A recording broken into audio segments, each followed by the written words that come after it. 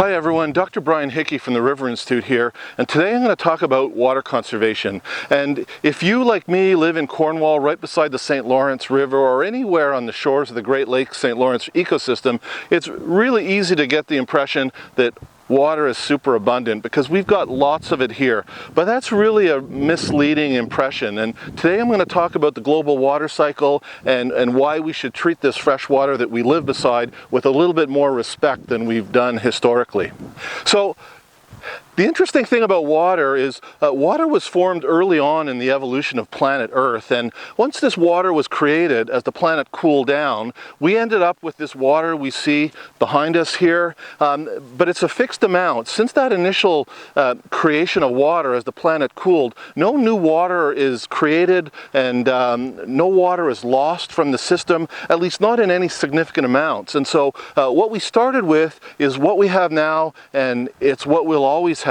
And so we need to treat it with respect. And if we think of the global water cycle, the same water molecules have been moving around, and so our body is made up largely of water, and those are the same water molecules that drifted by on ocean seas in prehistoric times or made up the bodies of dinosaurs. And now these same molecules are making up our bodies and all the living things that surround us. So here's a cylinder with a liter of water, and we're going to use this water with a bit of food coloring so you can see it better to represent the global supply of water. And it turns out 97% of the water on planet Earth is salt water, and we can't drink salt water unless we build really expensive desalination plants. So for all practical purposes, 97% of the planet's water is not really accessible. So I'm going to dump out the 90% that we can't easily use. And so that's about how much water, 3%, that we have left that's usable. You can probably barely see it in the bottom of this cylinder.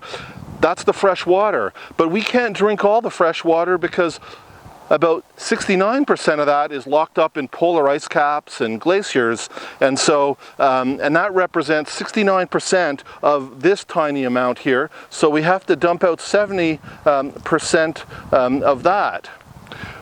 Of the remaining tiny bit of water we have left, much of that is groundwater, and we can access shallow groundwater, but most groundwater is so deep underground it's not practical to drill wells that deep, and so it's not accessible either. So by the time we eliminate deep groundwater that's hard to get to, we literally have a few drops left in this cylinder. That's the fraction, that's the proportion of water that's accessible as fresh, easy to get to drinking water. So it really looks like we have a lot of water here because we're fortunate in Canada of the fresh surface water that's easy to access, easy to get to.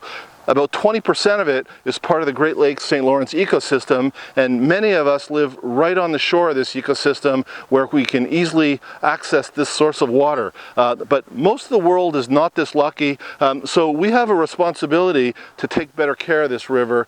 We don't have a good track record when it comes to protecting freshwater resources, and we all need to help do better. In some future videos, I'm going to talk about ways we can help conserve water and keep fresh water clean, so look for those videos. They'll be coming shortly.